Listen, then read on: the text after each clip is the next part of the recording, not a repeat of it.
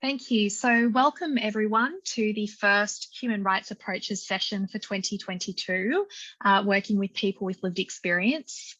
Really glad to have you with us today. I'd like to start by acknowledging the traditional custodians of the lands on which we're all living and working and dialing in from today.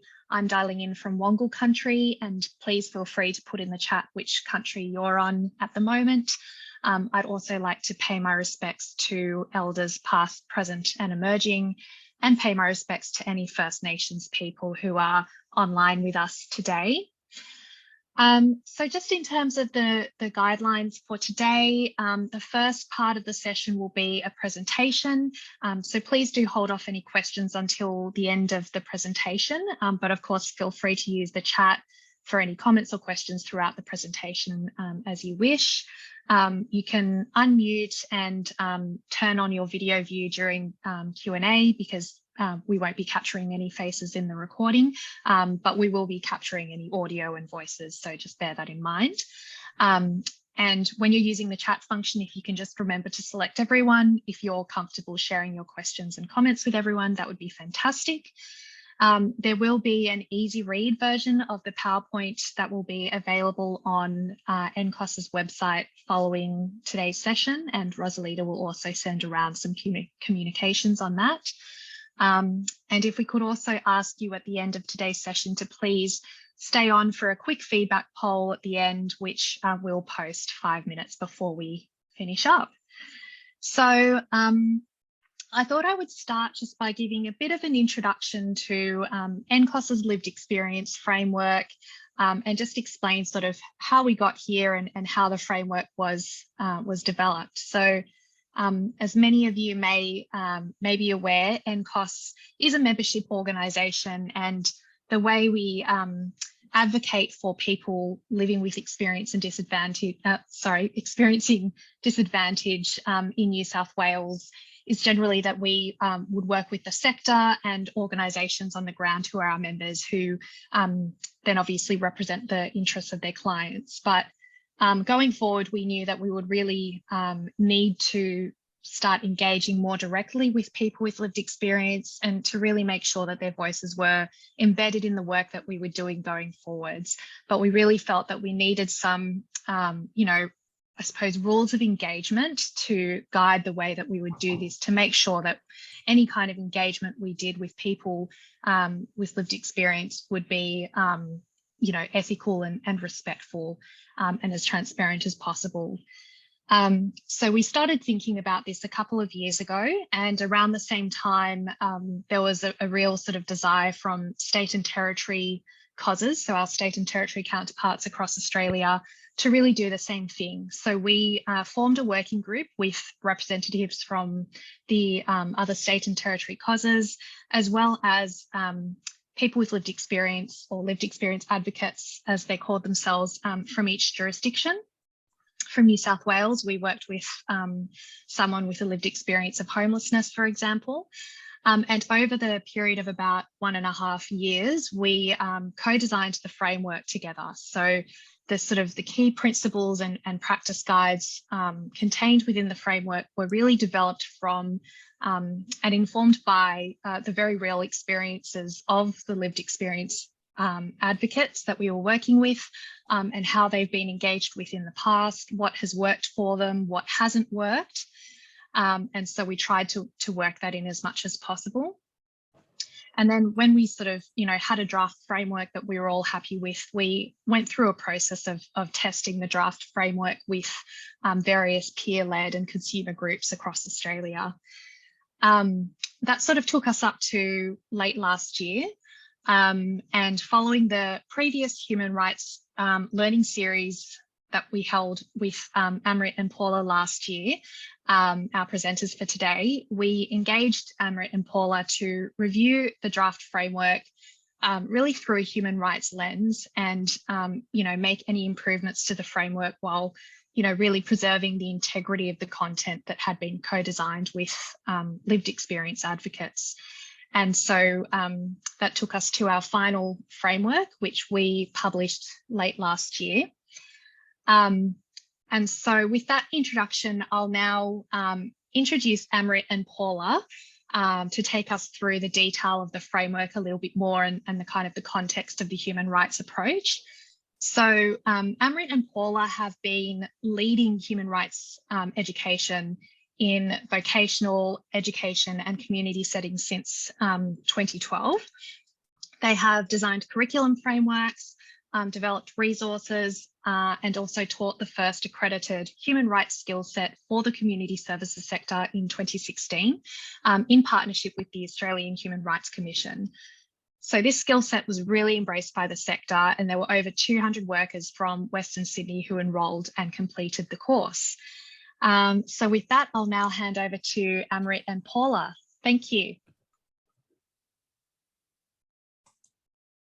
Hi, everyone. Thank you, Elise, for that introduction. We're going to put a PowerPoint up too, as you do, as educators. So I would like to acknowledge First Nations people, especially we want to acknowledge all First Nations people across country, all the countries we're on, the unceded and sovereign lands upon which we meet today. We pay our respects and honour elders past and present. We also want to acknowledge Aboriginal elders and workers in this session, and critically important to acknowledge that this framework draws on the knowledge, wisdom and practice of First Nations community workers and advocates over time.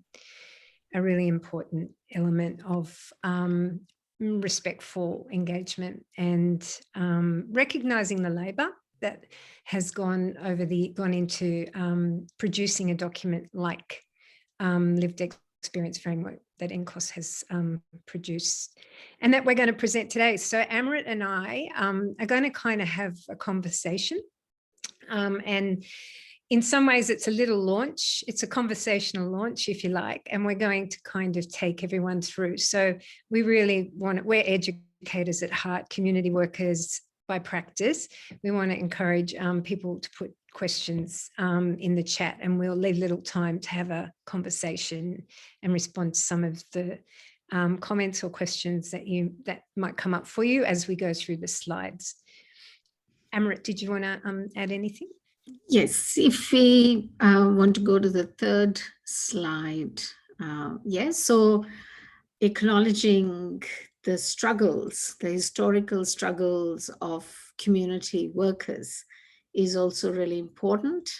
That today we are launching Lived Experience Framework, and this has come and emerged from social movements and struggles historically. And the hard labor that has gone, and the silence, and I think hard labor of people who have refused to be silent, compliant, and grateful. And we acknowledge the lived experiences of all those who have lived and participated in the struggle for justice, freedom, and equity. And today, I think it is really important that we recognize this, because we haven't come here without the struggles of all those. And it's a critical process for those who are emerging workers today, that there is an understanding of the struggles, the historical struggles of how we have come here today. If you want to add something to that, Paula? Yeah, I mean, I agree that in recognizing what's gone into the labour that's gone into this framework, and especially recognizing lived experience advocates who've contributed intellectual and emotional labour to this framework, and that knowledge has been passed down generations. I myself, with over 30 years, like a lot of people here today, have experienced over decades, and often in community services space and social justice spaces and community work practice.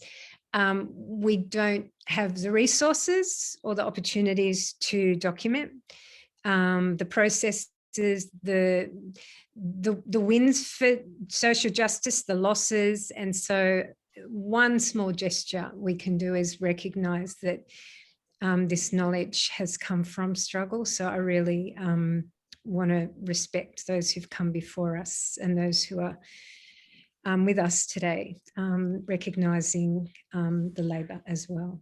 So, and that's why the approach today that we are taking is it's a conversation about the lived experience framework and how it can actually be applied to the diversity of settings.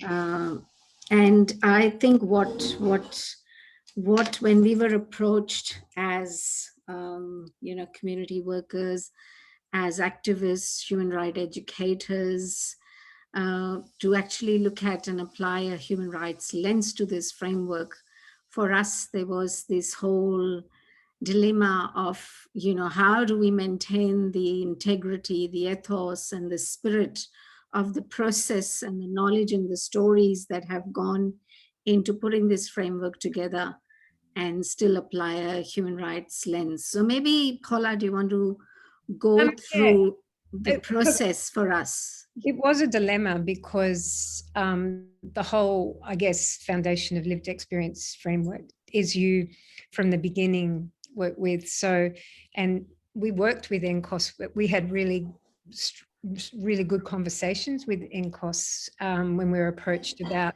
how do we, as you said in the next slide, how do we maintain the integrity and spirit of that process where people have participated without imposing our sense of, I can't think of anything worse than imposing another framework on a framework that's come from people with lived experience. So we're really conscious about the approach we took of not imposing, but rather as educators thinking about how can this be applied? How can this framework, because there's plenty of kind of models and approaches and frameworks around. We're both community work teachers. We've worked in the sector for over 3 decades. We've taught a lot of the community workers in the sector today.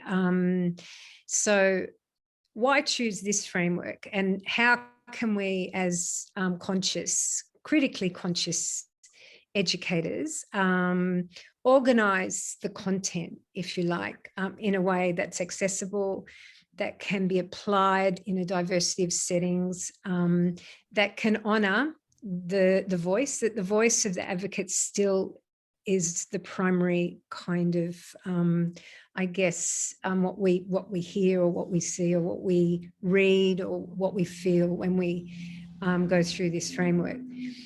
So I think our sense was we looked at the principles and practices and tried to apply them in the process of applying a human rights lens to the framework. Yeah, and to add to that, one of the conversations we had was, okay, if this was a report that we were actually trying to use as a classroom exercise whilst teaching students, what and how we can simplify it in a way that it is understood, it explains people the principles, or what are the principles, and then how do you then apply those principles in practice. And that's basically the summary of what an education resource would look like. There's a lot of stuff available on Human Rights Human Rights Commission website. But what we wanted to give was, and wanted to work with NCOSS, was to basically maintain the integrity of the content that was there, also add a human rights lens, and then make it a document that works for everybody. So and the human rights lens was already there. Actually, what we came, the language was there. I think it was more the organising. I felt that it was just, I guess, organising it, as you said, in an accessible way. And we started that, I think, Amrit, from memory, we asked the questions about language, and even in the next slide, what do we mean by people with lived experience? And I think the work NCOSS undertook, I really want to acknowledge the grounded practice that was applied in developing the content. And in this next slide, really important, identifying what we mean by people with lived experience. And in the next session next week, we'll certainly be looking at intersectionality and thinking about this framework as we present this time next week. So all the different groups and communities, communities of identity and communities of interest listed here come with huge histories. First and foremost, First Nations peoples, people from culturally and linguistically diverse backgrounds, people with disability, mental health issues, or other chronic or several health issues, people with experiences of poverty. So we actually looked at how we describe ourselves, and we're really conscious, especially working in the multicultural sector, how often language changes, and I see that as an affirming, critically good thing that language changes, because that tells me we're critically always reflecting on and thinking about how we get termed, who's actually naming us, are we naming ourselves, how do we identify? And when language changes, for me, that's an indicator that communities and people with lived experience are challenging terminology and changing it as, I guess, more critical ways of owning a definition or a term come to light. And so we see that as, often you hear people complaining about language change. I always think that's a really important sign of empowerment, actually. But language is important, isn't it, Paula? If you look at how critical it is in terms of the language that is used, and specifically if we are going to use affirmative terms, we're going to use open language, and we are always asking for feedback for the language around this, we can avoid.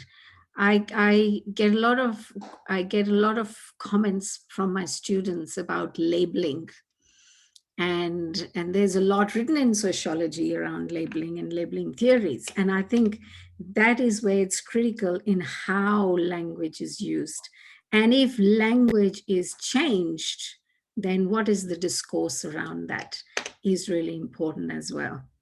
And again, people with lived experience leading that is the critical indicator for me. So the next, I guess, question we would ask today, especially, is why, in the next slide, why a rights approach? Why not another approach? So having kind of been an educator in this space with Amrit, my colleague, in a short answer, we could say literally a human rights approach is really conscious and actively works around making sure the standards and the principles of human rights are practiced, not disembodied from the everyday running of organisations. Often we might write about it and put it up on posters, but the thing about rights is applying human rights to the everyday running of our organisations, in our literature, our programs, our processes, our services,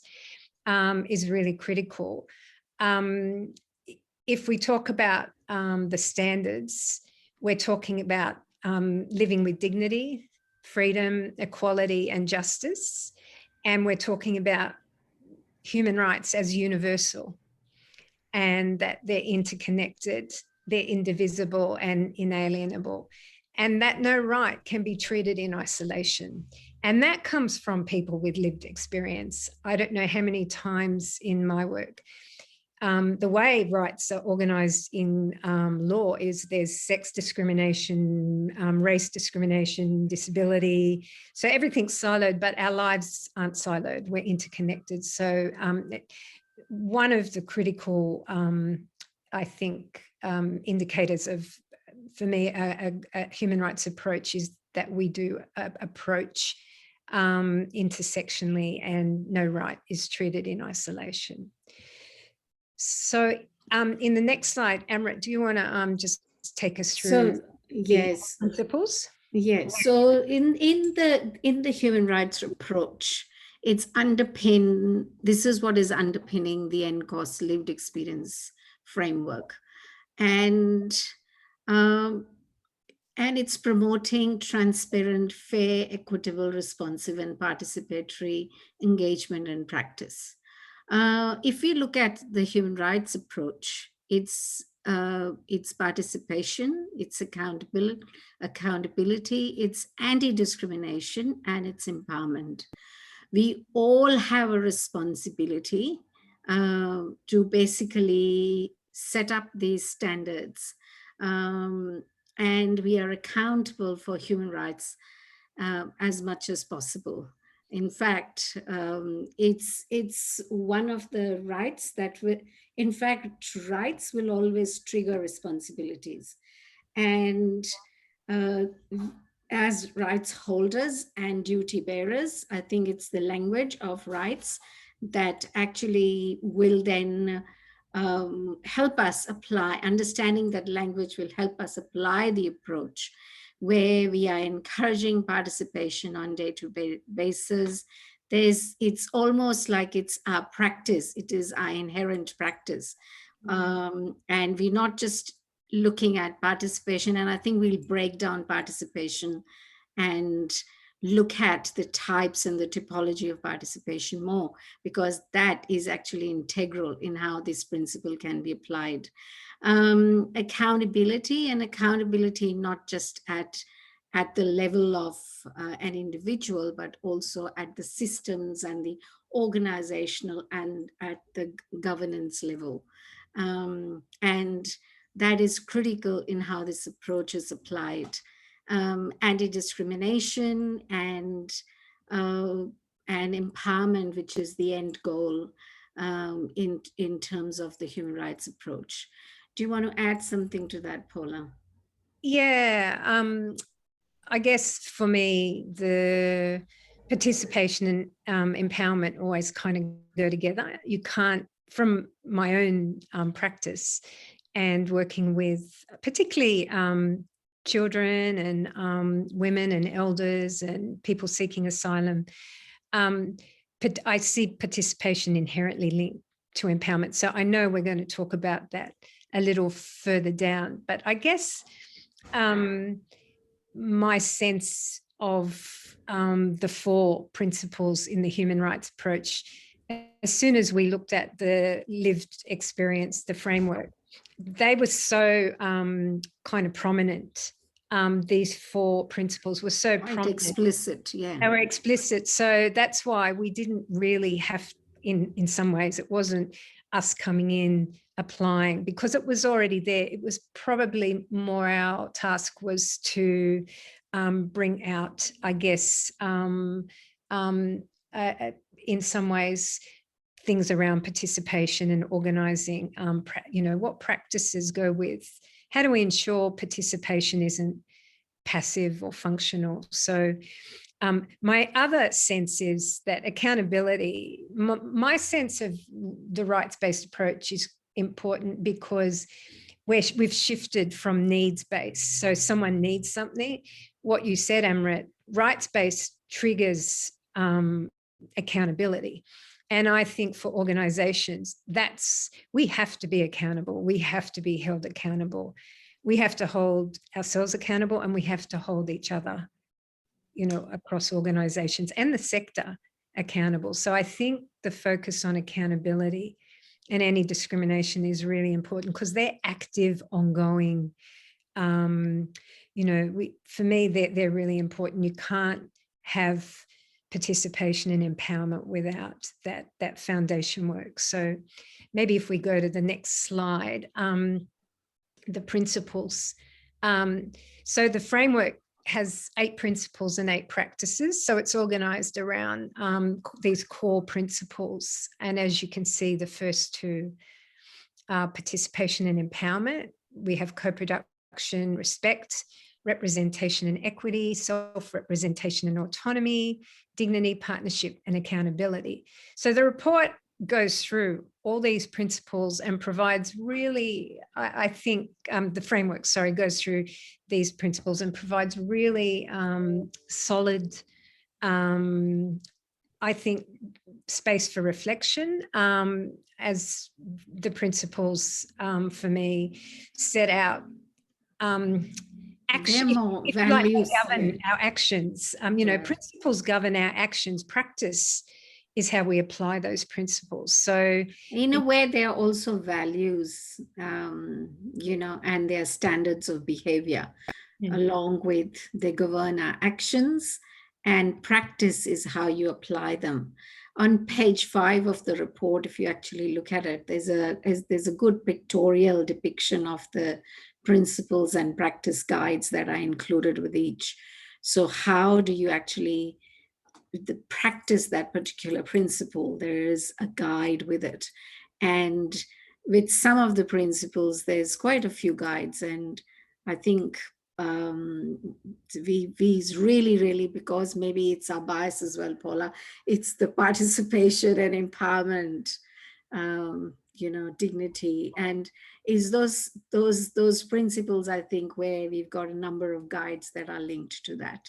And so maybe if we go to the next slide, we look at participation, because as we've mentioned, participation is key. If someone kind of said to me, what is critical to a lived experience framework for advocates, for community members in a diversity of settings, immediately participation would be the first consideration for me, because it's fundamental to any rights-based or critical community development setting, or any setting where someone with lived experience is in an encounter where they're either seeking support or a service. And, if you go to the human rights approach to participation, it's really simple. Everyone has the right to participate.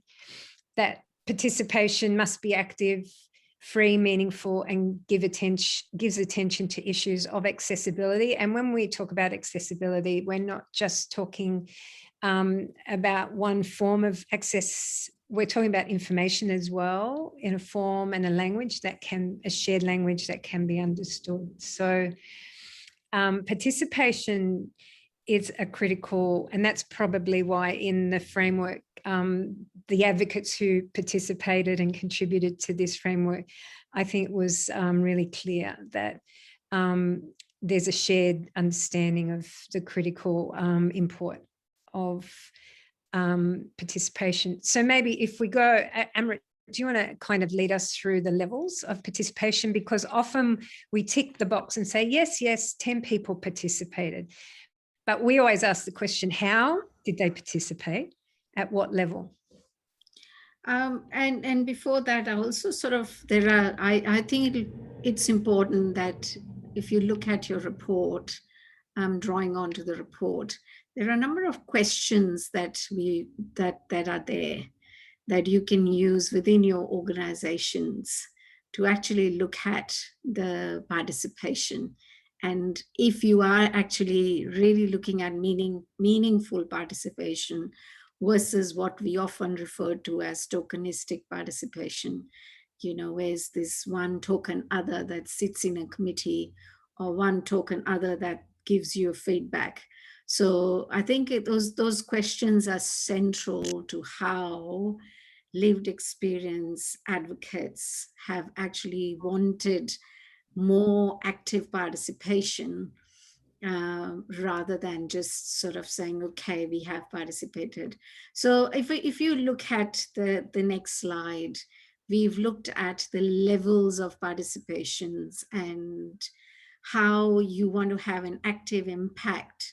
The most active impact of participation, we can just say, for example, send a flyer and say we've informed people, and that can actually be classified as participation. There's then the consultation process, and the consultation process could be active consultation process again, where we have regular structures set up as committees where people participate and are consulted on programs. Or again, applying the consultation as being a one-off consultation where a person has come, given feedback and gone. So these are critical questions for ourselves to look at And participation. even in that, the consultation typology or level is very critiqued by lived experience advocates, simply because it's most often the organisation or the service provider sets the questions, is extracting information. So lived experience advocates don't actually set the agenda or the terms. They might, and quite often in those contexts, I've been in, lived experience advocates who have, I guess, the space to feel safe to challenge the questions they're being asked and say, and we've heard plenty of times, they're not relevant questions for us. You're asking us the wrong questions. We're not interested in what you want. We can make the questions up. We want to ask you questions. And so that last one, empowering, really shows up the traditional models of consultation that we that are often imposed on us as well, because we're you know, we have demands around what kind of information. So the lived experience framework is a really good document to kind of challenge and unpack and dismantle those kinds of traditional methodologies and approaches, I think. And that's why you've got the co-design, you know, that goes as a practice guide in terms of the principle. So your actual participation is where a person's actually co-designing. The lived experience advocates actually have actually said that what they would like to do is get remunerated for co-designing as well. So when we are consulting people, how much are we actually collaborating, in the sense of, is it the brain drain of people we are consulting, or is it a process of partnership where the collaboration is a two-way process, where the involvement is a two-way process, and there's an end goal of empowerment for a lived experience advocate that's actually participating in the process. And I think they're metrics that can be measured. So I always think with participation, evaluating, often participation is a quantitative evaluation. 10 people from these backgrounds with these, you know, socially, culturally, linguistically diverse, and people tick boxes. But qualitative metrics of participation, you look at empowerment processes. And as the next slide demonstrates, empowerment is, for me, a sign or an indicator of a process that centres and makes space for lived experience advocates to either lead or co-lead or design or co-design.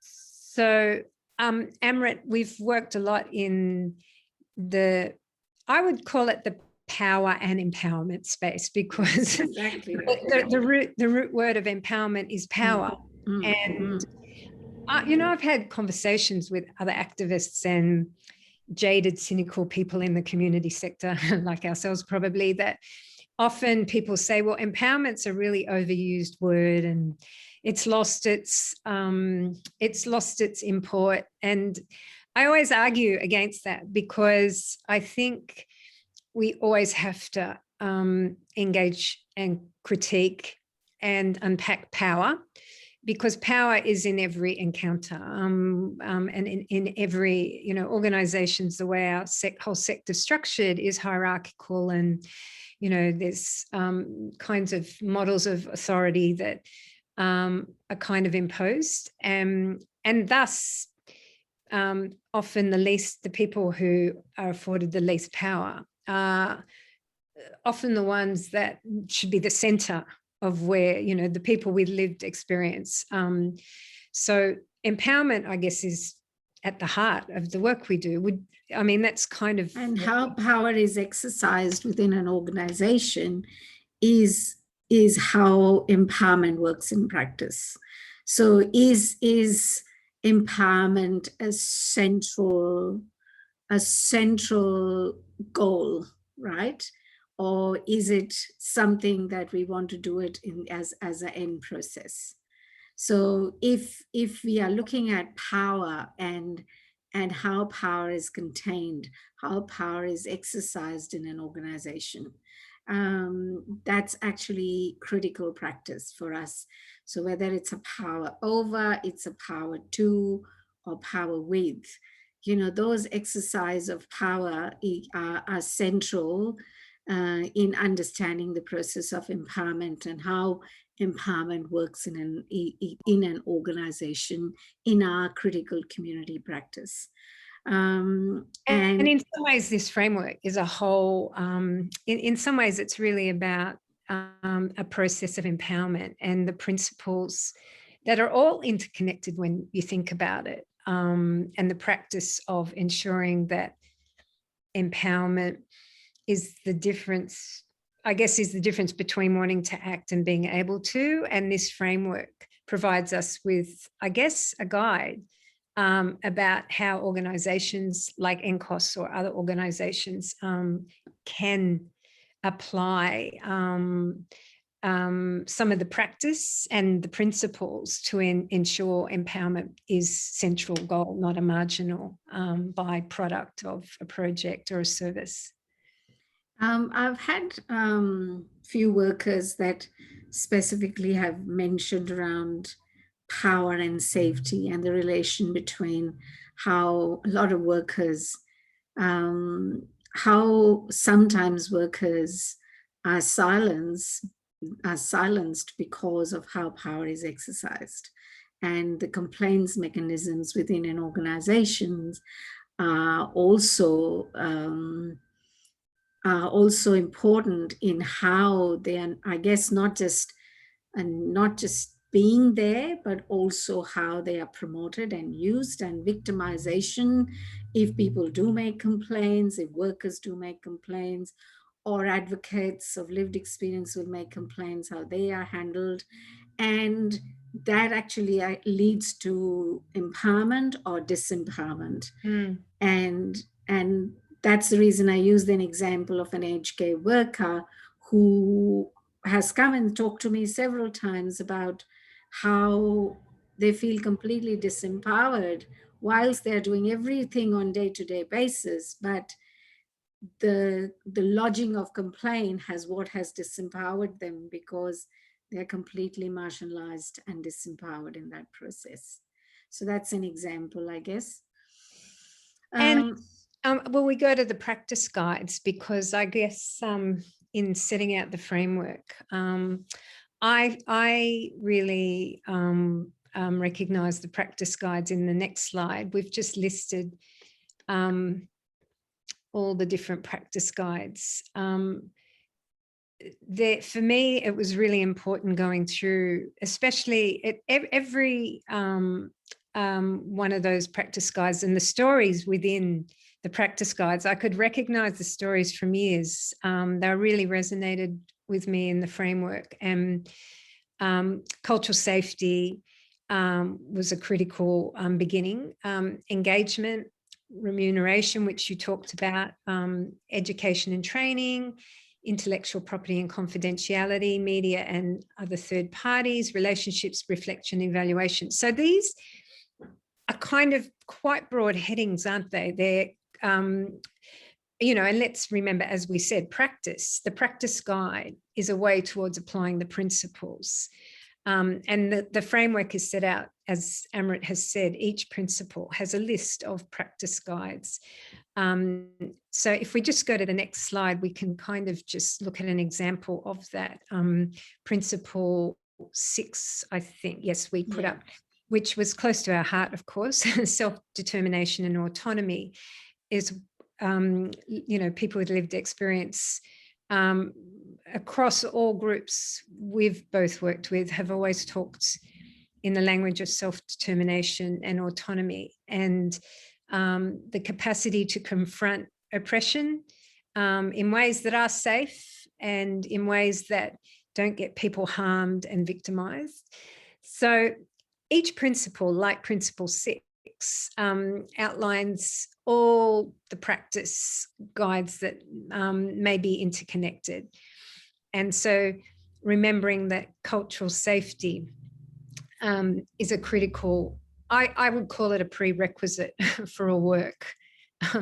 It's kind of foundational in our work, that we practice and build and actively reflect on what we're doing in terms of ensuring our spaces, our organisations are culturally safer, because we can't guarantee, you know, and we will talk, we'll go into cultural safety in a minute, but you can see with Principle 6, we've got Practice 1, cultural safety, Practice 2, engagement, Practice 5, intellectual property and confidentiality, Practice 7, relationships, and Practice 8, reflection and evaluation. And Paula, we've included in the report, it's included that we have Practice 1, cultural safety, and Practice 8 with everything, with all the principles, because they are so critical in our practice. In a way, cultural safety is the foundation of our practice, and reflection is the enhancement of our practice. And in some ways, you know, as a community worker, yeah, it's kind of reflection and evaluation inherently connected to cultural safety, because it's how we are interrogating our own power and practice.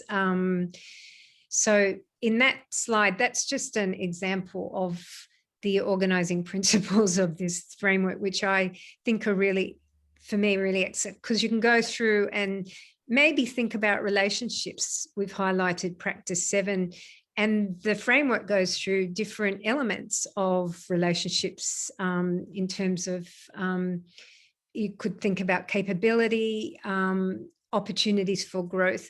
The one I just want to speak to in this space is I really found the people who produced the content for the framework talking about freedom of expression, and that NCOSS in this report has a statement that talks about the lived experience advocate is free to express their views and to challenge any partnership activity without fear or repercussions. It goes to your point, Amrit, about that sense of, that's a real sign of empowerment when a lived experience advocate can exit a partnership at their voluntary discretion. They can complain.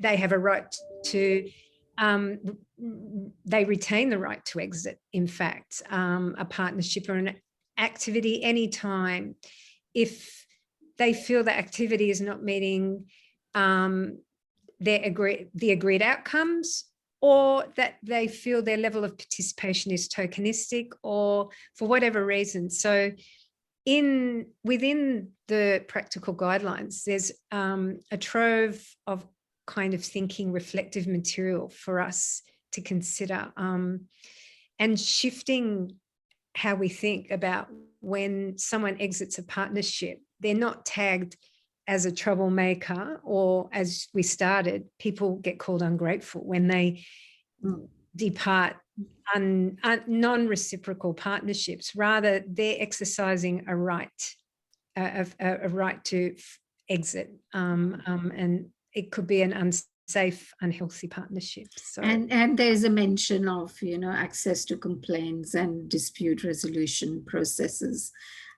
as well. So there's sort of the whole respect principle of natural justice that's very much acknowledged within that. The other thing that's important is the intellectual property and confidentiality. That's the whole aspect of the brain drain that I was talking of at the start, that when you have lived experience advocates participating And there is a process where they are actually, in a way, contributing. They are getting educated, or they're getting some outcome out of it. And that we're not just using their materials mining their knowledge. And I don't know how many times I've been asked, can I pick your brain? And sure, but it's exploitation at the point where lived experience advocates are underrepresented. There's an expectation their labour is voluntary. So in the framework, all that's outlined, which I think is really important. Remuneration is really important in that space, Amrit. Yes, absolutely. And there's a practice guide which also has the scale of remuneration, and I think that's brilliant. Hats off to NCOSS for putting that in there. I think that's a great precedence once it's set up and it'll be followed through. Remuneration is really, really important. I remember the times then working with emerging communities and refugees, where you would have small emerging community workers coming and asking about, oh, I was asked to write a letter of support for this organization. They've got the funding for it. I've spent hours and hours bringing my community together. So that little acknowledgement is so important, and remuneration and the respect of the intellectual property of an individual are again going back to our principles of accountability. And I think that is an accountability principle of how we are working effectively implementing the human rights approaches. So in the next slide, I suppose let's, I'll start with cultural safety, and Amrit will talk about, we both talk about education and training and reflection and evaluation, but I suppose cultural safety we wanted to speak about today in this public conversational launch of this amazing framework. One, to acknowledge that cultural safety is a term developed by Maori scholars in nursing education, especially led by Dr. Erhard Dean Ramsden, and it's really important to acknowledge that it's First Nations labour and wisdom, and the practice is generously shared with all of us. And our way of, I guess for me, reciprocating is to actually honour and practice cultural safety, and not parrot it and say, yes, we've got a cultural safety policy, or we're doing cultural safety, but actually thinking about the question, what is involved in creating culturally safe spaces that ensure physical, social, emotional, spiritual, psychological safety? And of course, as we've been kind of talking about, examining power, inequity is always about power. The language we use, examining and reflecting on our practice. So as Amrit has alluded to, cultural safety is a foundation principle across all eight. Cultural safety is a foundation practice across all eight principles. It's inclusive of all the different ways of thinking about safety. I was asked a couple of weeks ago, could I give a presentation on psychological safety in education settings? And my first sense was, well, why separate psychological safety from all the other? I don't separate my psychological safety from my spiritual or my physical. So for me, cultural safety is a really important term that is inclusive of all the different senses of safety that we hold as individuals, as collectives, and as communities. And I think when we speak about well-being, we're really speaking about our right to cultural safety. And in this lived experience framework, I think it's really important that cultural safety is a measurable practice across all the principles. It makes the framework makes the point that it's not people who are have power that can decide whether their organisation or their institution is culturally safe. It's actually people with lived experience who decide if they feel safe, and if they feel safe to say that even.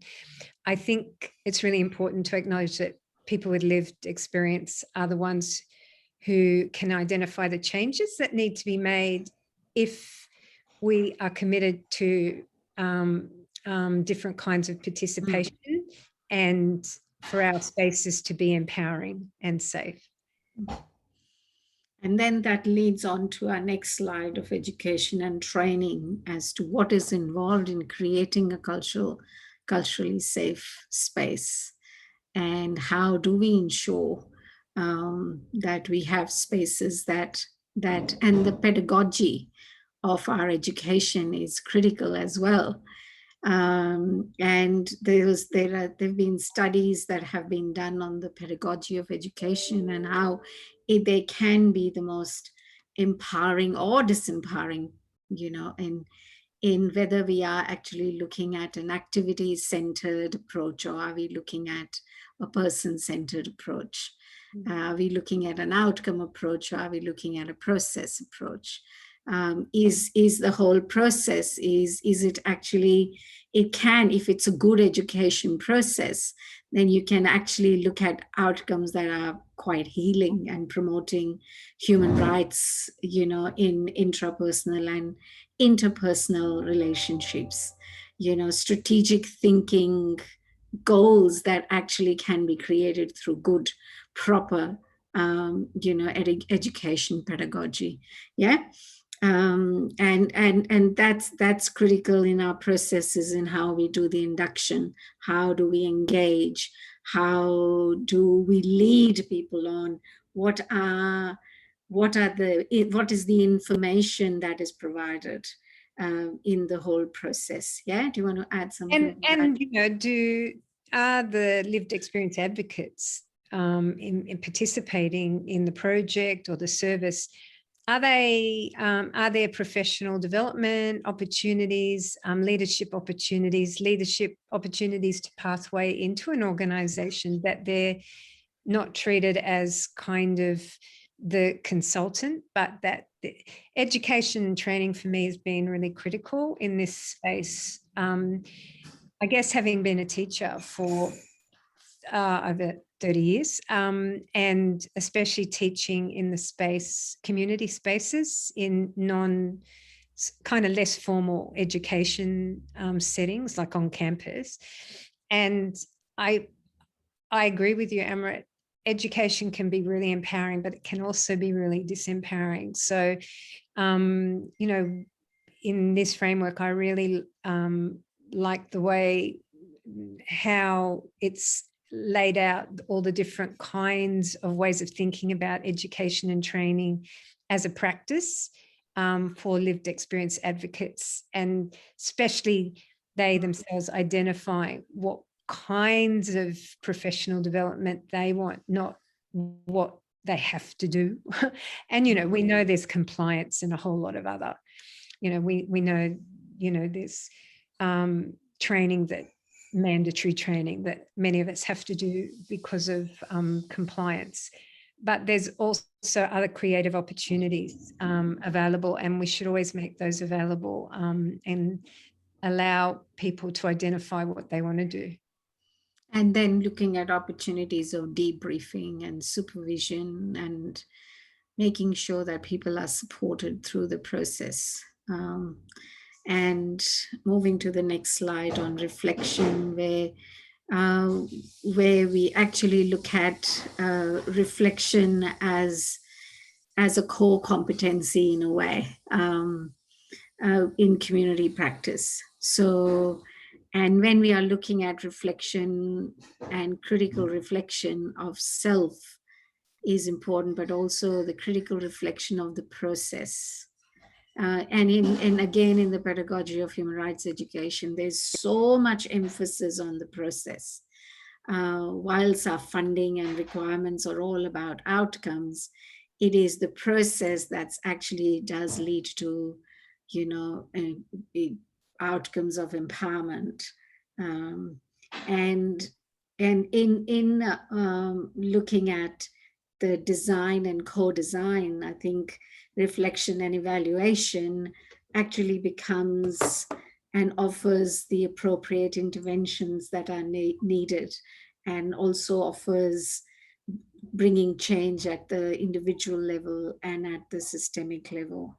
And reflection can not just be the standard writing a reflection, it could be sharing stories that have got the outcomes that we wanted versus sharing stories that didn't bring the unintended outcomes, and creating a safe space for sharing those stories.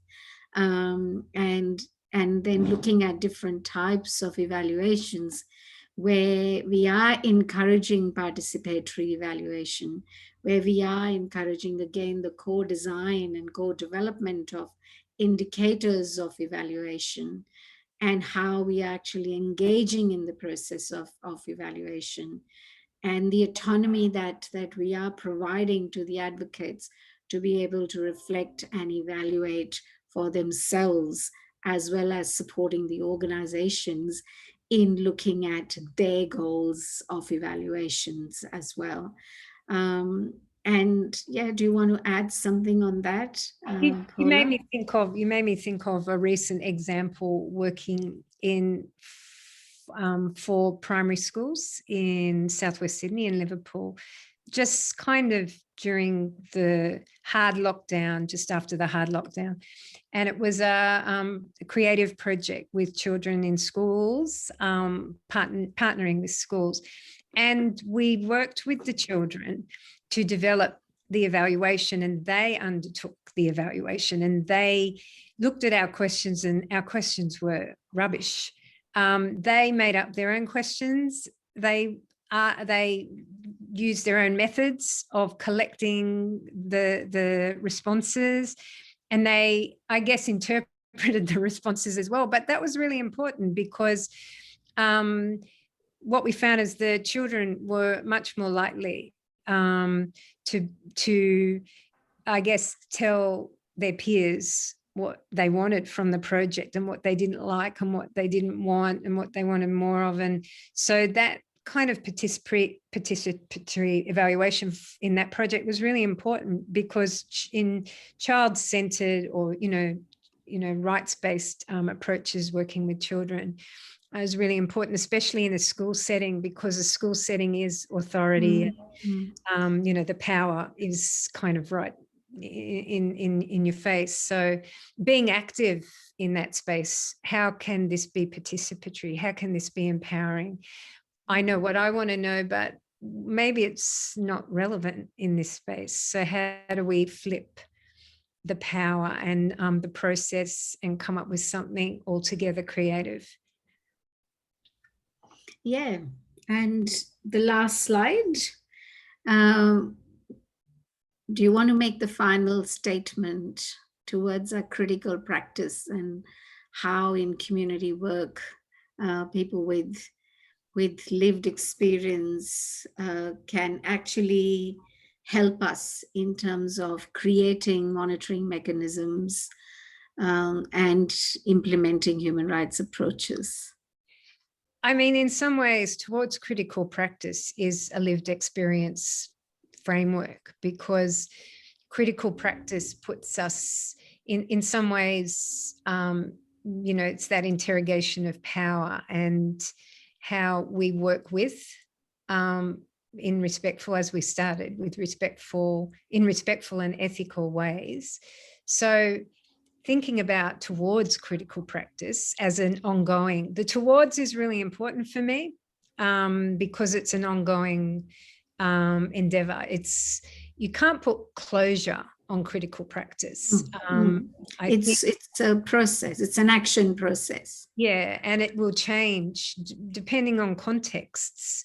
So in one context, maybe the levels of participation are really different, because maybe the community or the group, the lived experience advocate, wants to strategically withdraw from that question or that process. So I think the kinds of statements here are really important that frame NCOSS's or, underpin NCOSS's lived experience framework.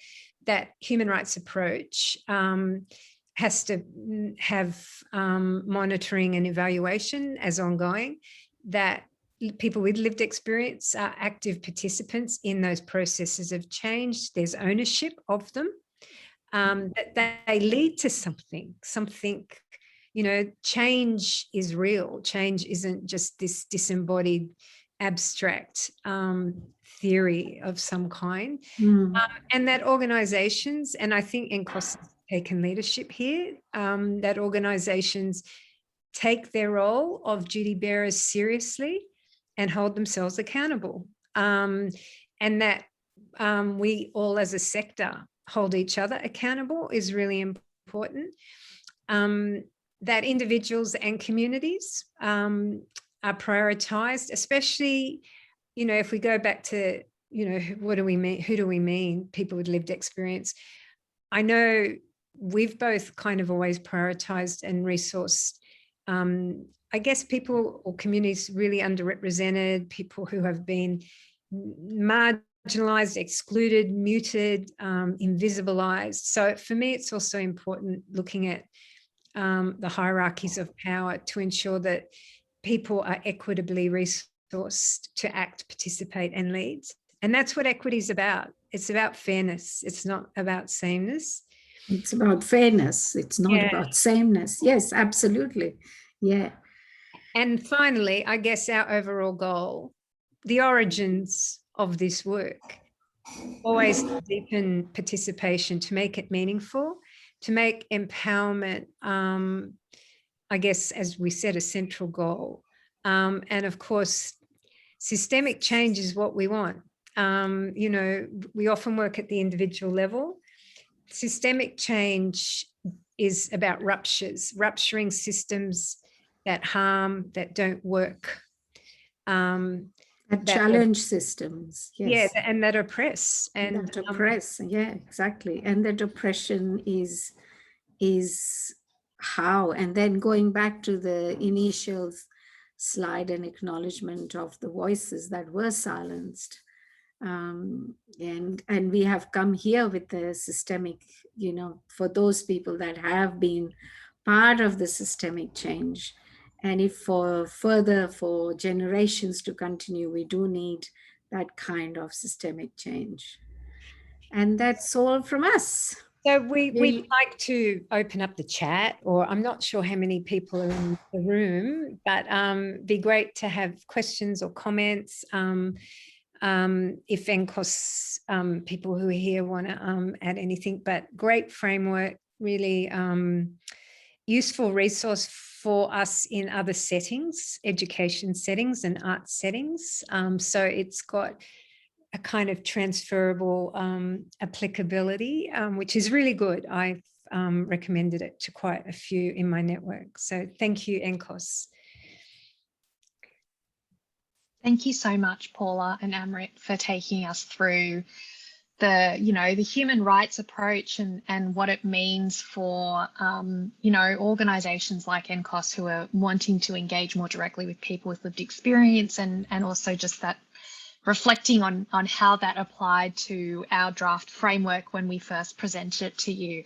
I have to say it's been some time since I worked on the framework, so it's been a really lovely reflective process for me to go through your presentation and sort of remind myself of why we did everything the way we did it and why it was so important. And NCOSS is now kind of just embarking on the really difficult part of the process, which is implementing the framework and thinking about how we do that in the most ethical and respectful way possible going forward. So this has been a very good reflective process for me. Look, I haven't seen anything come through the chat, but anyone who's on the line, please feel free to unmute yourself and ask any questions or any comments or anything like that to either Paula, Amrit or myself about either the framework or human rights approach in general, or perhaps there are some experiences from your own organisation that you would like to share. Really happy for anyone to just jump in.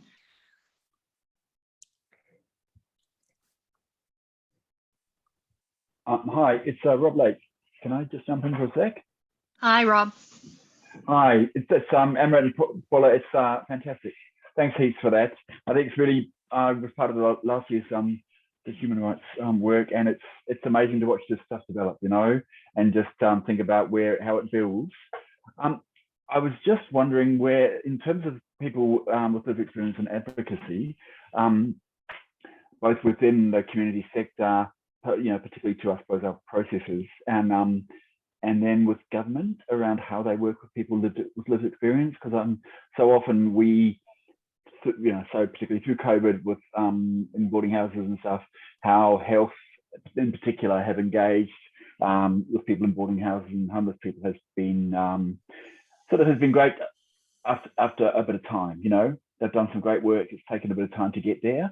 So I think there's some fantastic opportunities to, this idea of just building the culture and the awareness is going to be really great. So it'll be lovely to see how it is put into practice, and to maybe, share that so that people can build that. But I'm thinking, the thing that they've just set up at Centre for Social Impact, the Amplify. That I love that idea of like a library, of people's work. So fantastic. Thanks a lot, heaps.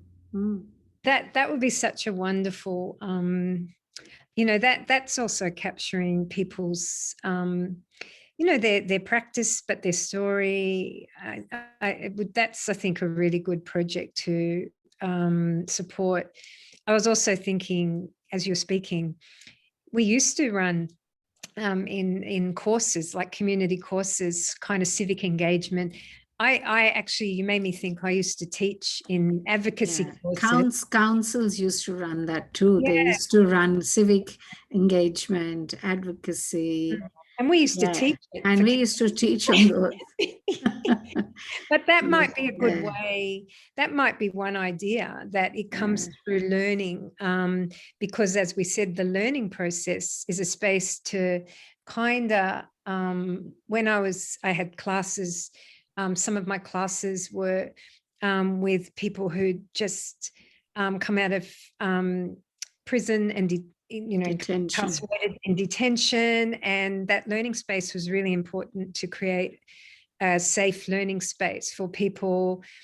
Some people described it as coming back into their bodies, or they felt silenced even though they knew they had a voice, and they just didn't feel safe. So learning that, again, that space of the role of education is certainly it's a method for that, exactly what you said. So thank you. That's something I'll take away and think maybe we can pilot a skill set or a course just on maybe the principles and applying the practice for advocates. And I just sort of think that maybe LCSA might be an interesting partner in terms of neighbourhood centres, as a way of doing that.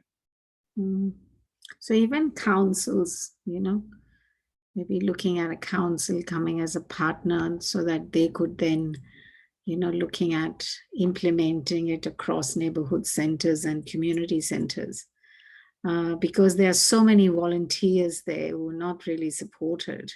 And specifically, I look at Western Sydney, Auburn Centre for Community, for example, such a popular place, so many volunteers there who actually do this work. And, a course like that would be great for them. Thank you so much for that, Rob. We do have a question that's come through to the chat from Petra Jenkins.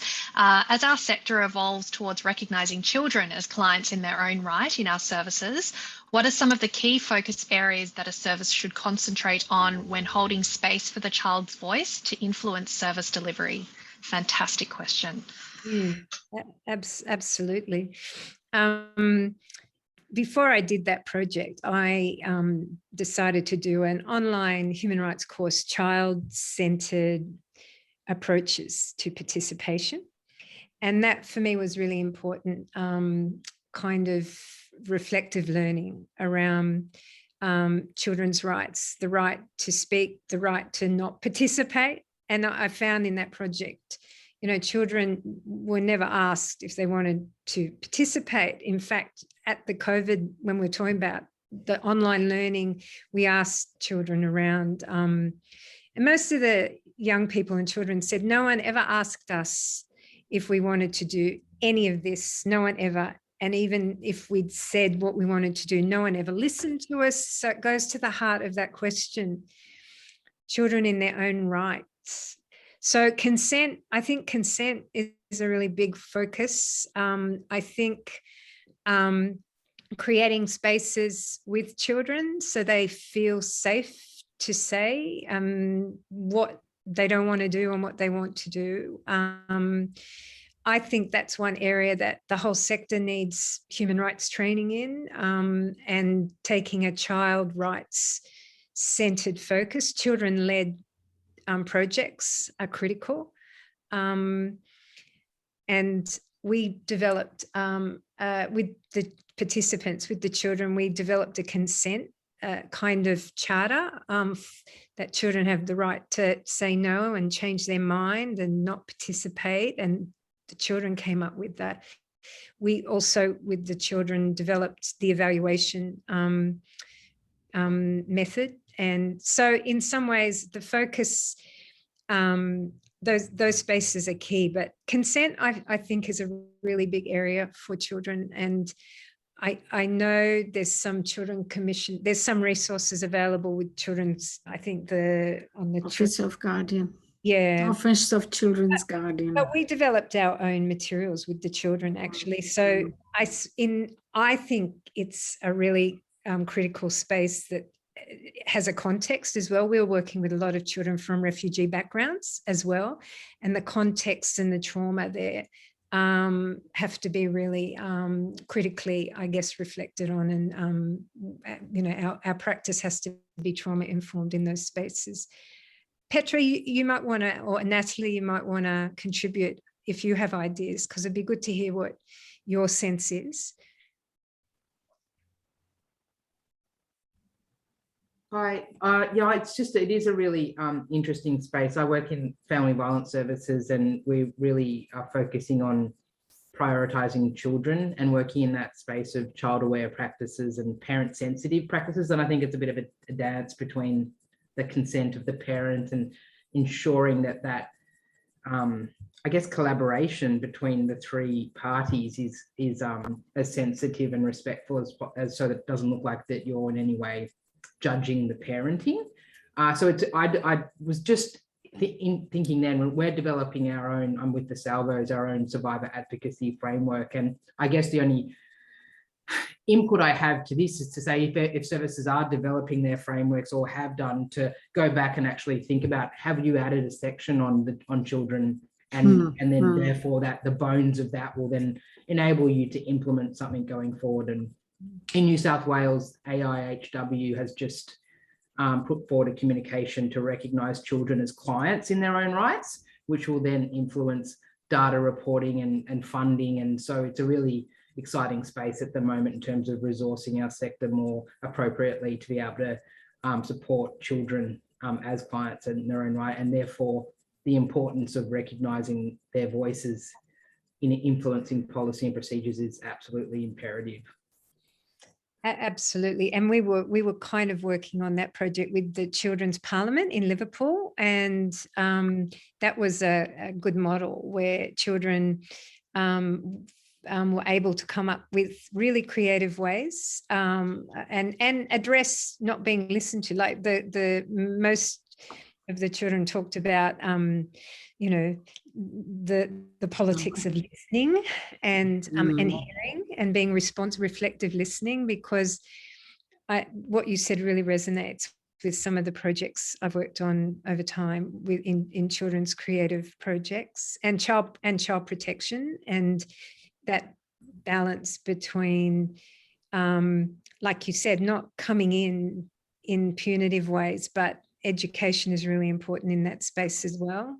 and also I think it's been creative and really adaptive. Obviously, as you've mentioned today, being culturally appropriate and competent in what you're doing, but also having those intentional therapeutic activities that allow a child to speak and be heard in ways that they are comfortable in communicating, be that art therapy or music therapy or sound play therapy, so that they're actually communicating it and being heard, and it's in a comfortable, safe space that you've mentioned for adults, but it just translates a little bit differently. And we actually also need to ask children what that looks like for them. So really being involved from the very beginning to sort of author their own communication and those safe spaces for them to communicate how they're feeling. Yeah. That sounds like the next excellent framework. Elise,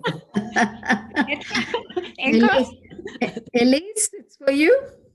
Yeah, definitely. And I think Petra, kind of what you were saying before about, anyone who's kind of creating this framework sort of, or is going to, needs to go back and look at, have we put children in there? Have we put in how we're going to, create child-centered approaches and that sort of thing? And, for me, that brings up, kind of goes back to what Paula and Amrit were talking about the sort of reflection and evaluation part of implementing the framework, where you also have to acknowledge that the framework, once it's published, isn't this static thing that just exists at a point in time that you never touch again. It needs to be this kind of organic document that you refine and you evaluate and reflect on and improve as time goes on, because what might have been appropriate in sort of 2022 may not be appropriate in 6 months' time, or depending on what you're working on. So for me, that's really brought up the important point that you do need to be treating these frameworks as something that you continue to evolve, and that it needs to be responsive to the people that you're working with.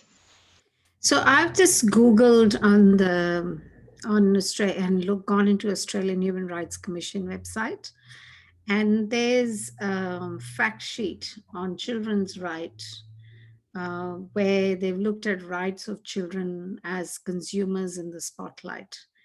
And this is in 2015 as part of National Children's Week.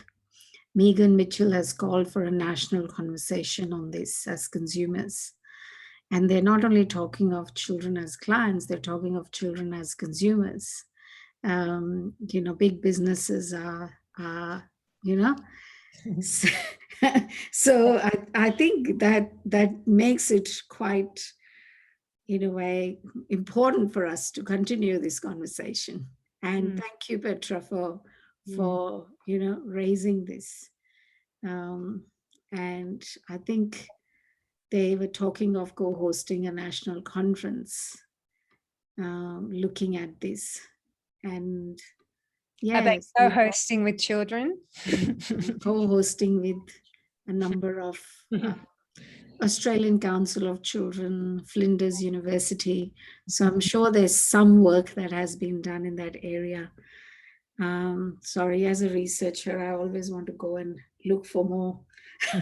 So I'll probably go and look for some resources in that area. Yeah. And we also have a raised hand from Natalie. Yes, hi everybody. Thank you so much, ladies, for all of that. That was absolutely fantastic. And just wanted to sort of just go on with what Petra was saying, really.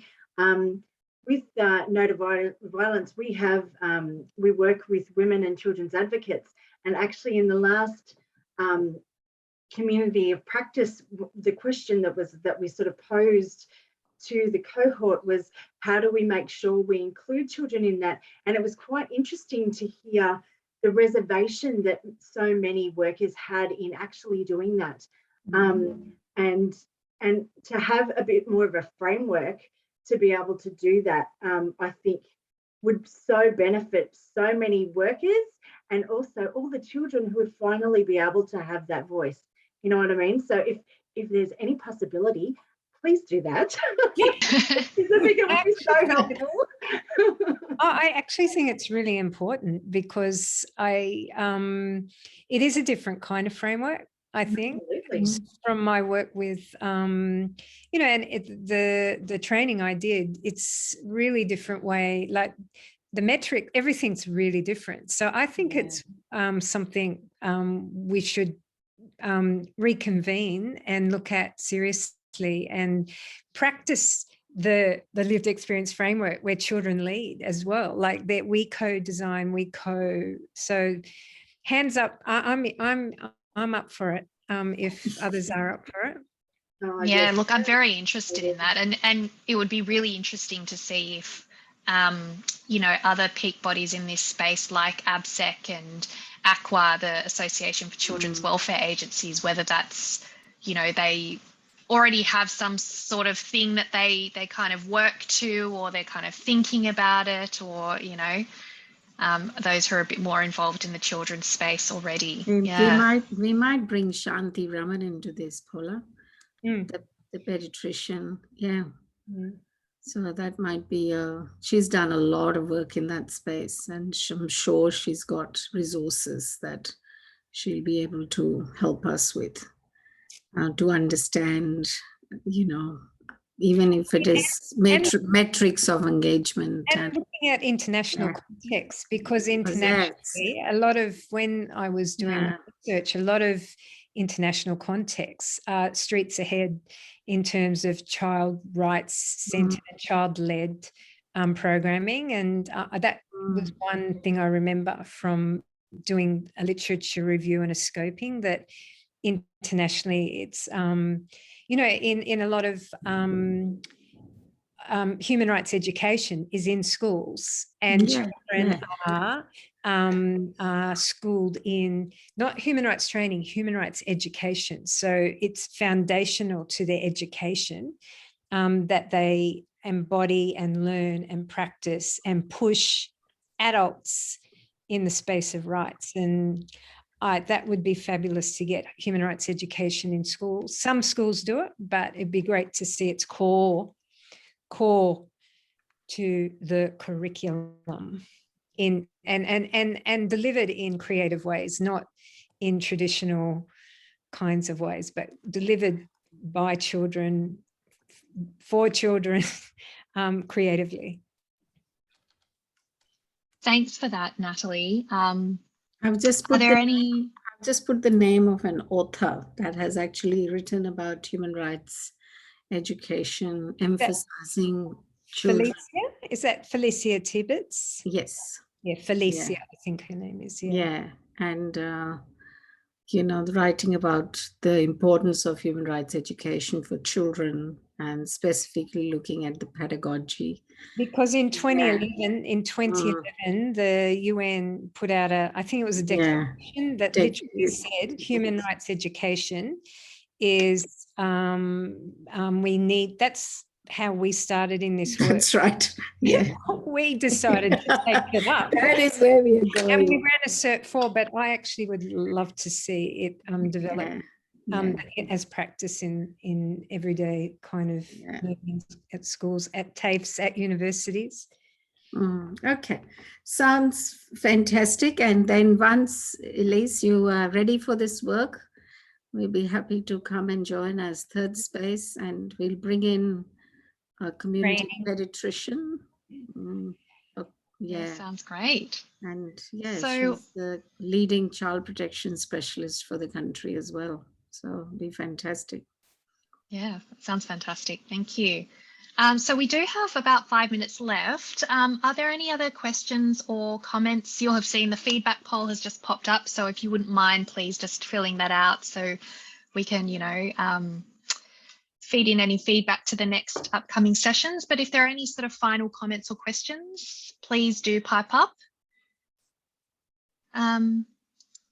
Otherwise, I will just remind everyone that we do have 2 upcoming sessions in the next couple of weeks. So we've got on the 25th of May, we've got Amrit and Paula joining us again to talk about human rights approaches and intersectionality. And then again on the 1st of June to talk about First Nations and human rights approaches. And we'll have a fantastic First Nations panel to engage with all of us on some of these discussion points as well. So we'll keep the poll open for a few more minutes. But yeah, please feel free to leave any comments or questions in the chat, or pipe up in the last few minutes.